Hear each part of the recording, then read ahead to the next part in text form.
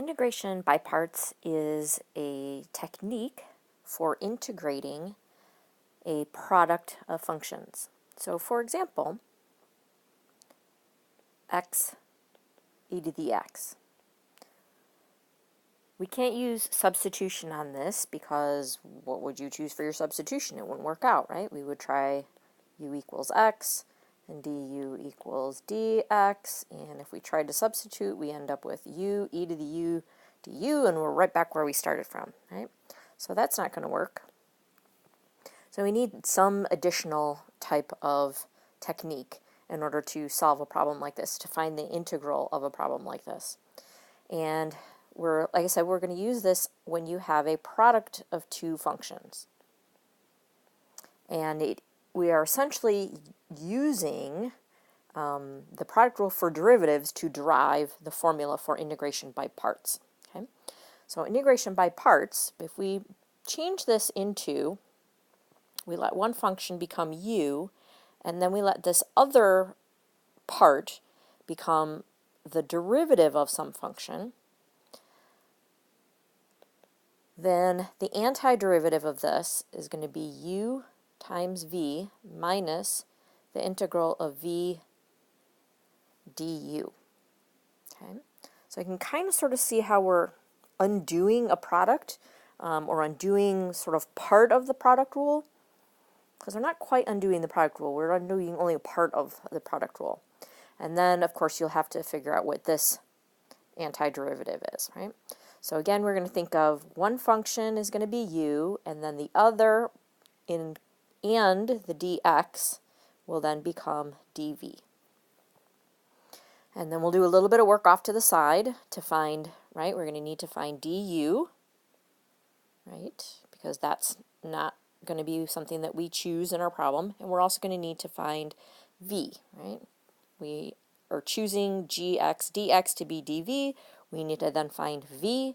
We're choosing f to be u, which means we also need to find du. Okay?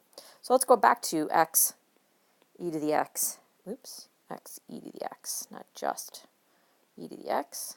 Let's fix that up. That's x e to the x dx.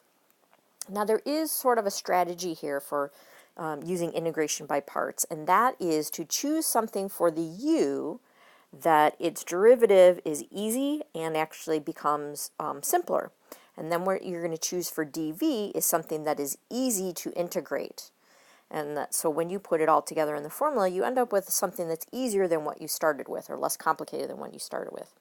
So in this example, I'm going to let u equal x, and I'm going to let dv be e to the x dx. So we're using that same strategy. This is kind of like our f of x, and then e to the x d of x is kind of like our g of x dx. Okay, and in the formula, right here, we need to find v and we need to find du. All right, so that means we need to differentiate u and we need to anti-differentiate dv. So the derivative of u, we differentiate each side. We get the differentials. We use differentials for each side so that we can make the substitutions that we need. So differential of u is du, differential of x is dx, and then differential of v equals e to the x dx. So that means the antiderivative, v, the antiderivative of the exponential function, is the exponential function. Okay, so now I'm going to write this in as u v minus the integral of v du, and then substitute. So what is u? U is x, v is e to the x, minus the integral of, right, v, which is e to the x, and du, which is dx. So x e to the x minus the antiderivative of e to the x is e to the x, and of course plus our constant of integration. Okay, so this is going to be our strategy for each of our problems. We'll identify u, we'll identify dv, we'll find the differential of u, we'll find the antiderivative of v, and then substitute it into our formula. Okay, so let's try a few examples. So this first one is similar to the one that we just did. With a little bit of a variety in it, a little bit of a change, right? Instead of just e to the x, it's e to the negative 2x. Okay, so again, our strategy here is we're going to choose u to be x and the other part of the problem to be dv. Oop. Need to write dv equals first. dv equals e to the negative 2 dx. Right? And this is uv minus integral of v du. Okay, so I have u for my formula. I need du. So the differential of u is the differential of x. I have dv equals e to the negative 2x, so I need v. So v is negative 1/2 e to the negative 2x. And so then I substitute. So this becomes u is x, v is negative 1/2 e to the negative 2x minus the integral of v, which is negative 1/2 e to the negative 2x du, which is,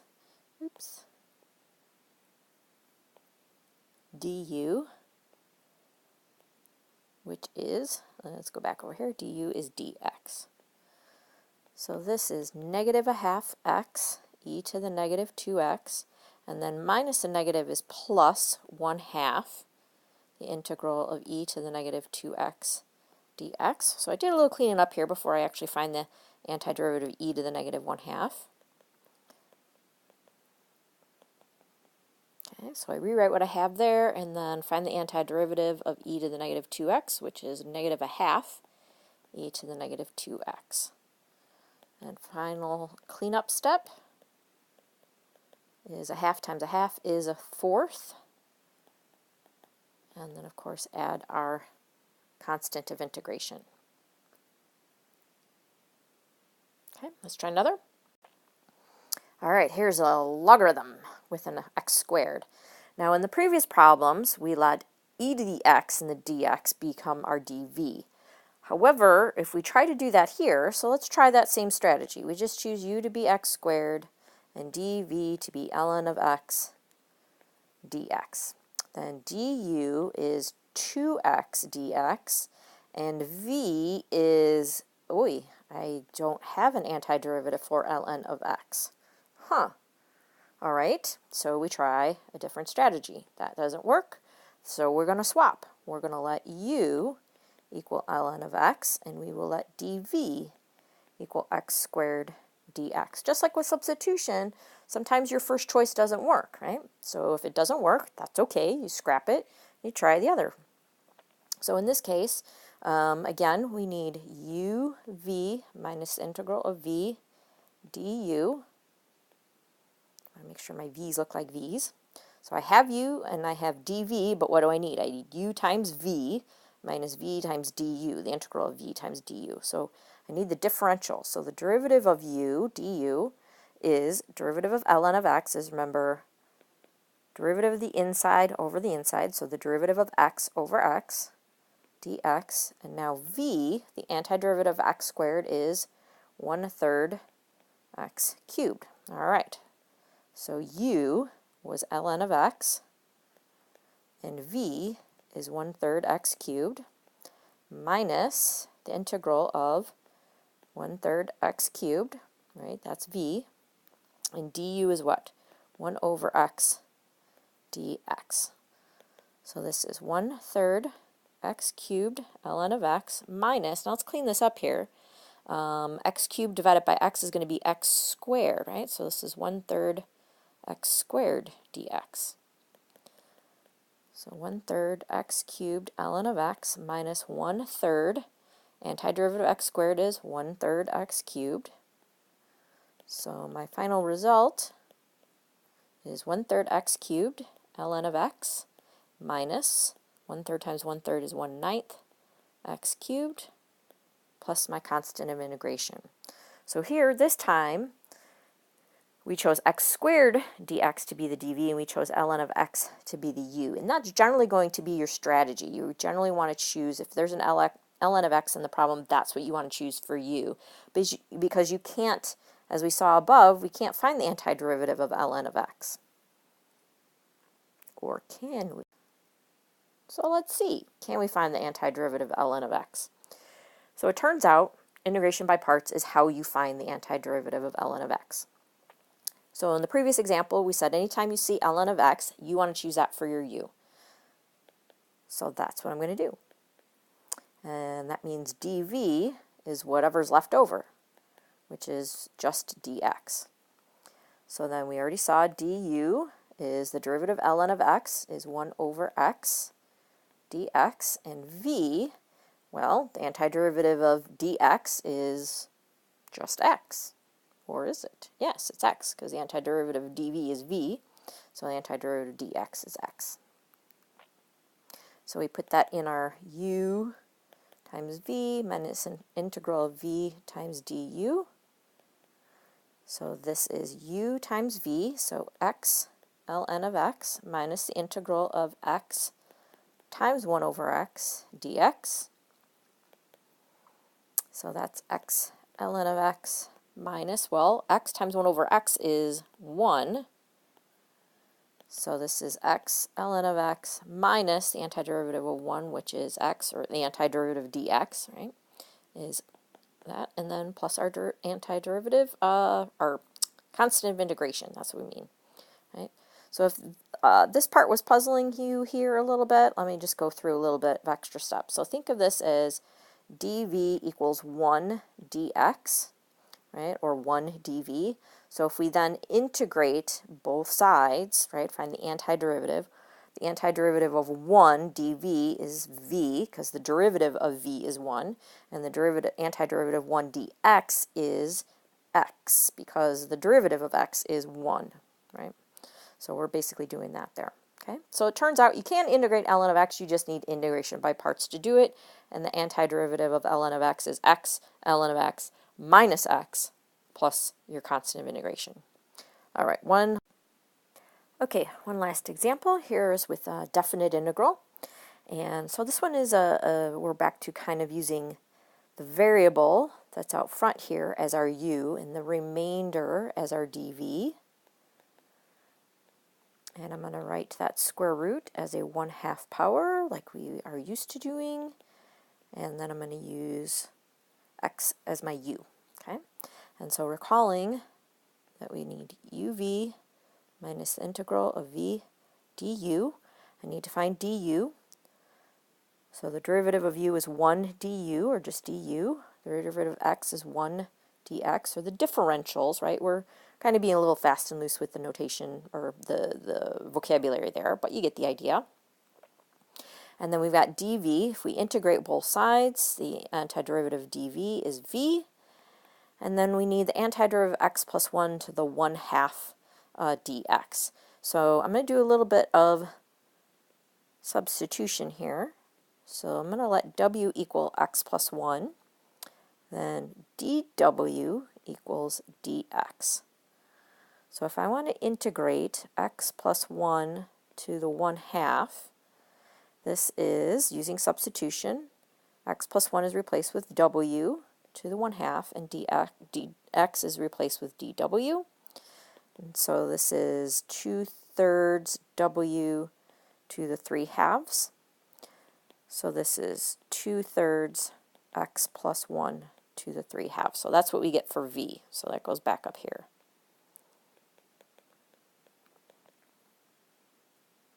All right, so now we substitute. U is x, v is 2/3 x plus 1 to the 3/2 minus the integral of v, which is 2/3 x plus 1 to the 3/2, and du, which is dx. So this is 2/3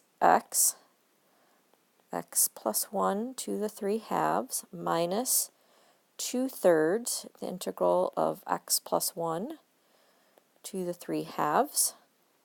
And just as we saw before, since dw is equal to dx, there's no sort of multiplying or dividing or any adjusting that we need to make, so we can just straight out kind of use a straight up power rule there. So the antiderivative of x plus 1 to the 3 halves is x plus 1 to the add 1 to the exponent, that's 5 halves, and divide by 5 halves, which is the same as multiplying by 2/5. Oops, I lost my limits of integration there. Got a little lazy. And so this is from 0 to 8.